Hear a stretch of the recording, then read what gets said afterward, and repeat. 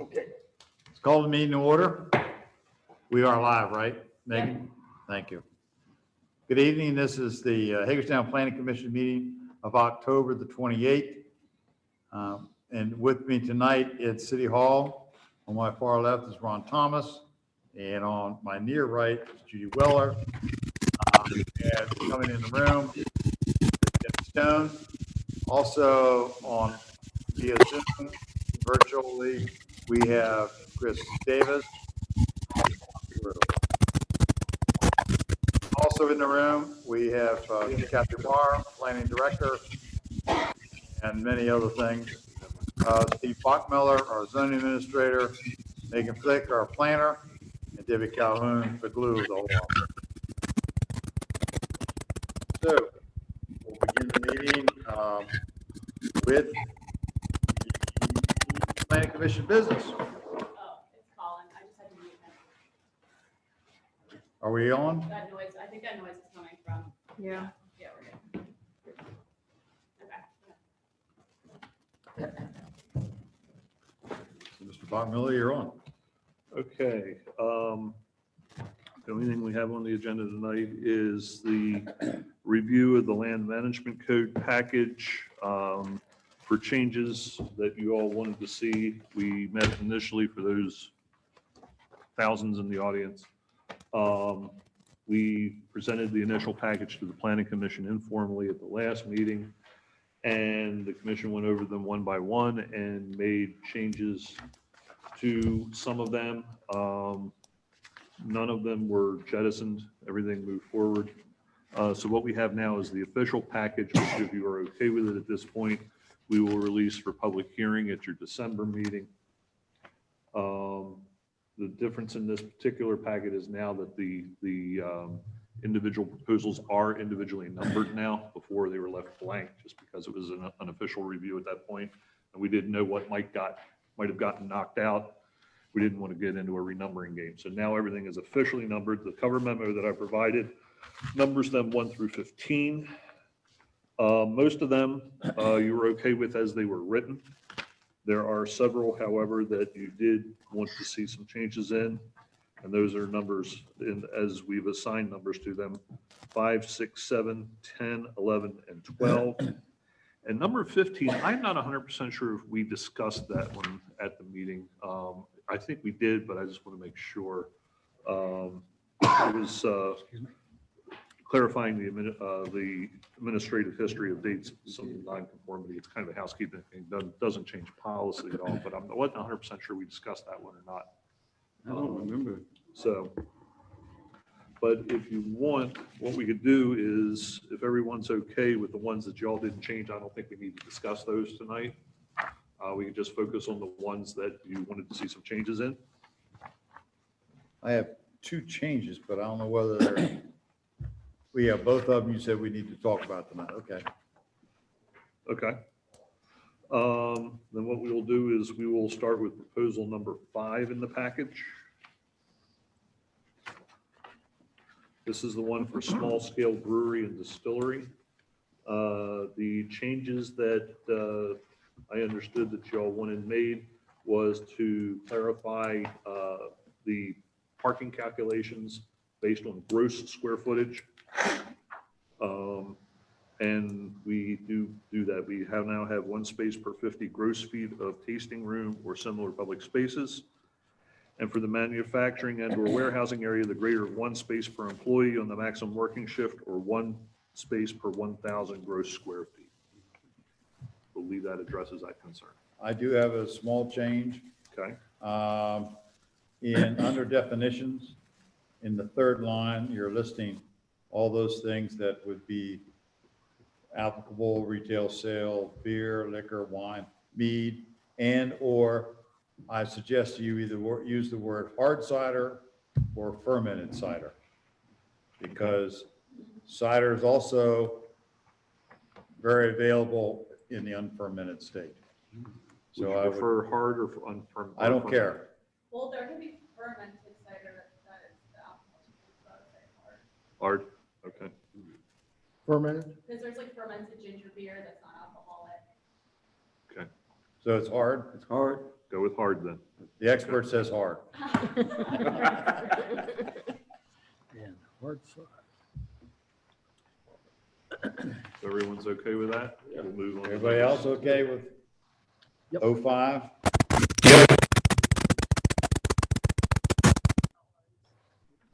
Man, it's got a herd of elephants coming. Okay, moving on to number 6. This is adding certain permitted uses, mostly to the CG district, but also a couple to the CR and the CCMU. There's a couple things that you all wanted changed. We decided to take out the indoor plant cultivation out of the CG, so that has been removed. So what was in your initial draft in red is no longer appearing. And then also you all wanted some clarification on the term sports betting, because that's currently under review with referendum in the upcoming election, is my understanding. It's not official yet. So what we did is we made it generic, so what may be on the books would qualify, or anything that comes onto the books would be qualified. And we came up with the following language: wagering establishments as defined, permitted, and regulated and licensed by the state of Maryland, including casinos, sports betting parlors, and similar facilities. And we make that as a permitted use in the CCMU and CCMU and CG zoning districts. I had one question with that.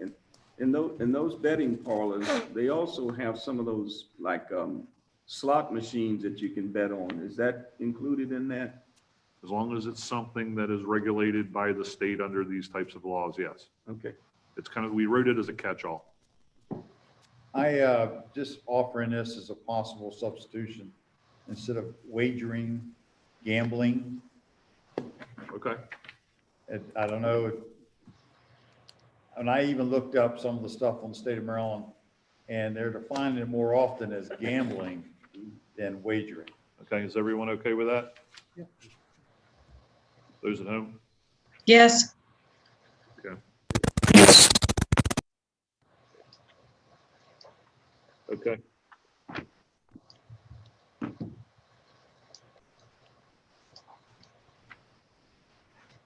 Any other comments on that one?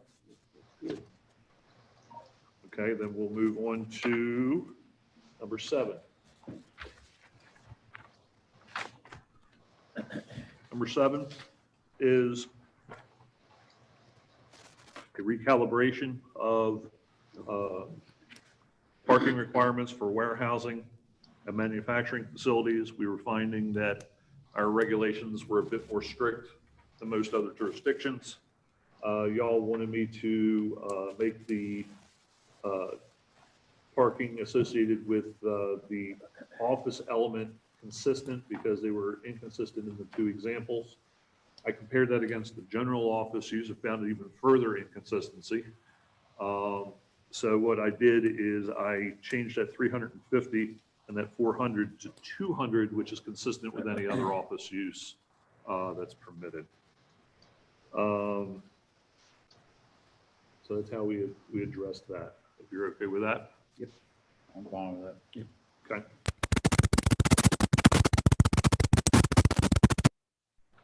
All right, then we'll move on to number 10.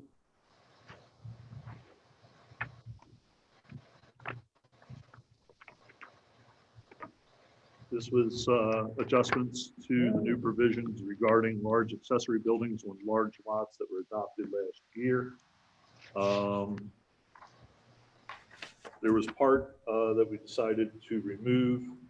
That was subsection 5B, so that has disappeared. If you compare it against the draft that you saw at the last meeting, there was a determination that change wasn't necessary.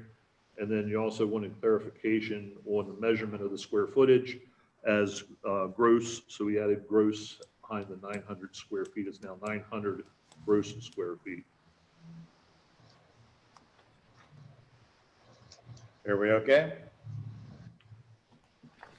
Yes. Great. Moving on to number 11.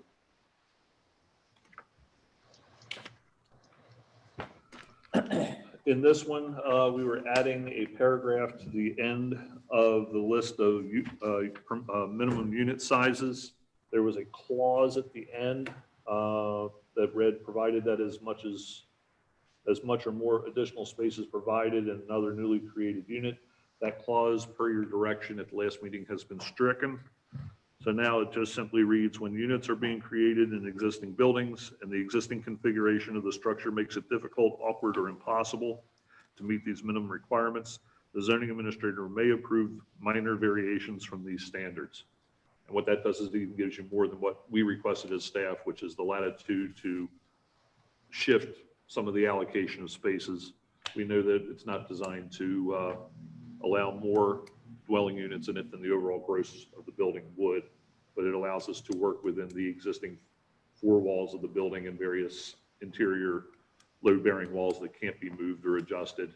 So some units might be a little bit smaller, as long as other ones are a little bit larger. But the way this now written, it actually gives us more latitude than we even asked for. So we're good with it, if you're all good with it. Everybody else okay with it? Just one category where we have the live/workspace. Can that be, does that have to be a separate and distinct room, or can it be an open area that's part of the workspace? I guess what I'm saying is, does it have to be actually, the work area have to be actually defined as a separate area?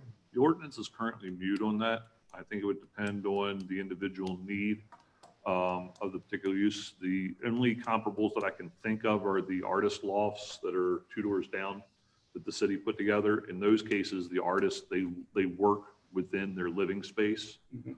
So in a situation like that, again, we would just calculate the whole area, but there's nothing in the ordinance that specifically says it does or does not have to be a segregated space. And I think we ought to just leave it that flexible. That's fine. I just wanted to clarify whether we missed that or. There is a provision there at the end, says a portion of a live workspace used for residential purposes shall meet the minimum square footage, but it doesn't say that it has to be segregated. So. All right, and if you're good with that one, then we're going to move on to number 12. Number 12.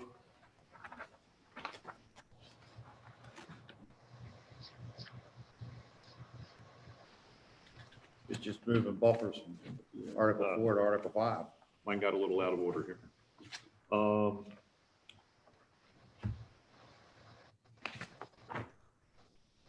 Yes, this one is a little bit different because we talked about this one as a matter of policy or as a thought, but we did not present to you all specific language on how to address this. So what you're seeing here tonight is new text. So you have not seen this exact wording yet, but it implements the discussion that we had, which is basically it's, and if you notice, this is actually 3 pages long.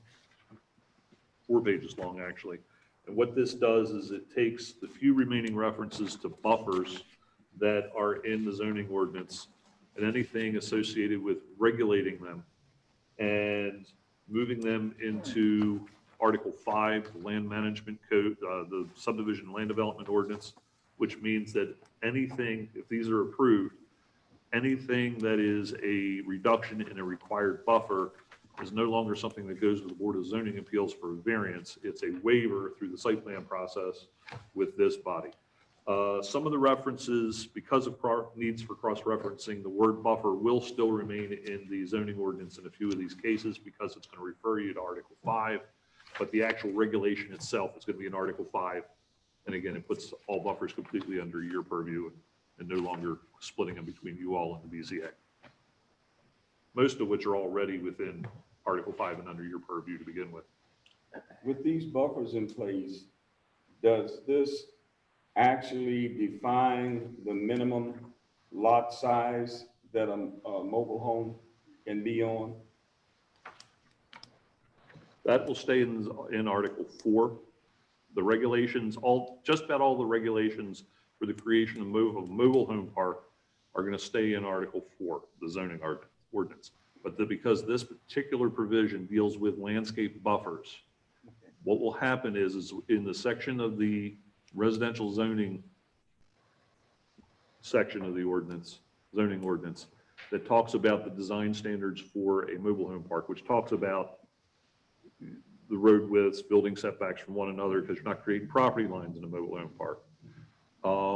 There is a line currently in there that talks about a buffer around the outside of the property.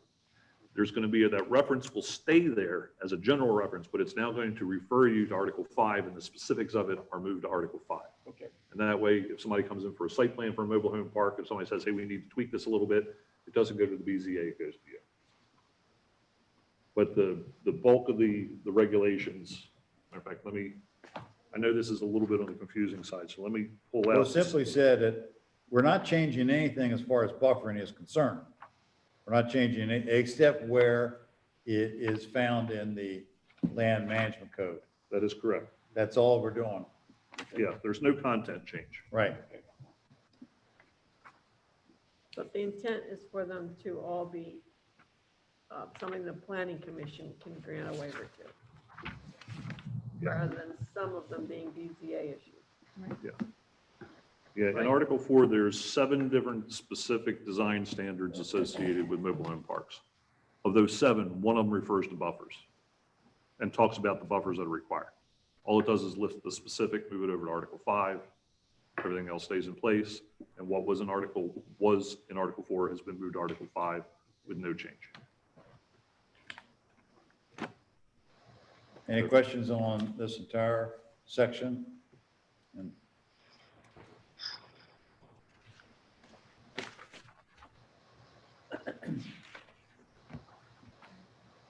Okay? Stephen, and now that we've made these changes, does this justification box need the last sentence to be removed?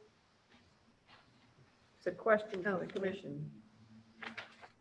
Should we consider? At the end, Yeah, inside the justification box for 12. Up in the beginning in your system here. oh, that big box, yeah. Yeah. Okay. Has that question been answered?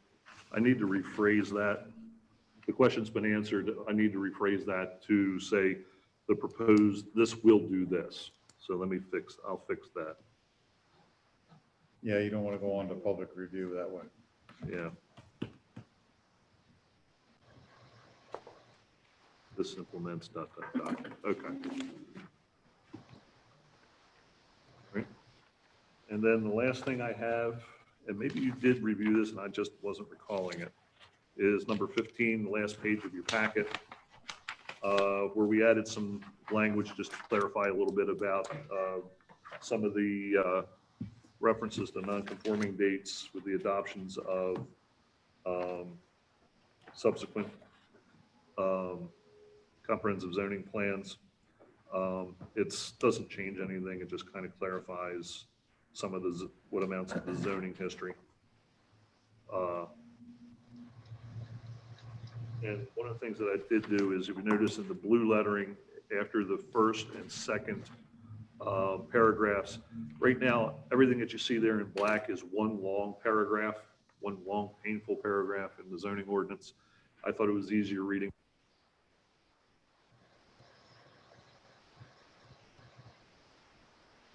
Anything. It's an administrative item.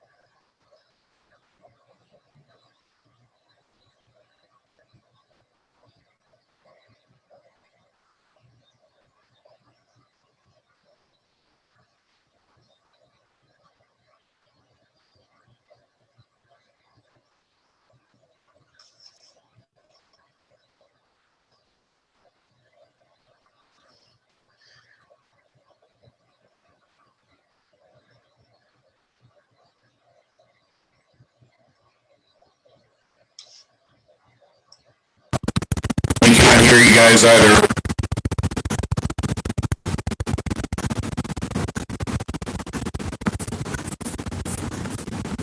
Hello?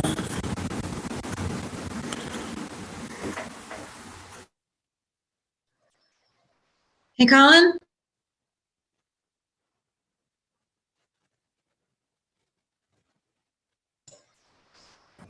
Chris, I can hear you, but I cannot hear anything from the room over there. Yeah, I lost them about Steve's administrative comment. I tried to call in, but I can't get through. I'm trying to find a chat over here. I don't see one. Yeah, me either.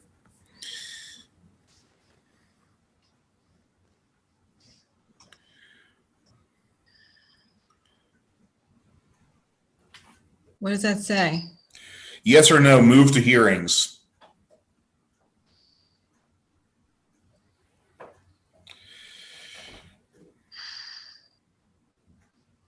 Yay, Zoom. I don't know. I only do this for a living, so I'm allowed to have criticism. Well, it seems like there's something wrong every time. But that's with everything that I do. It's not just this. So Teams works great.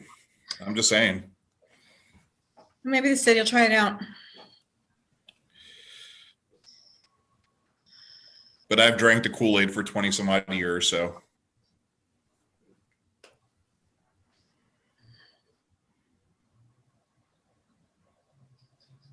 What are they talking about now? I'm guessing hearings.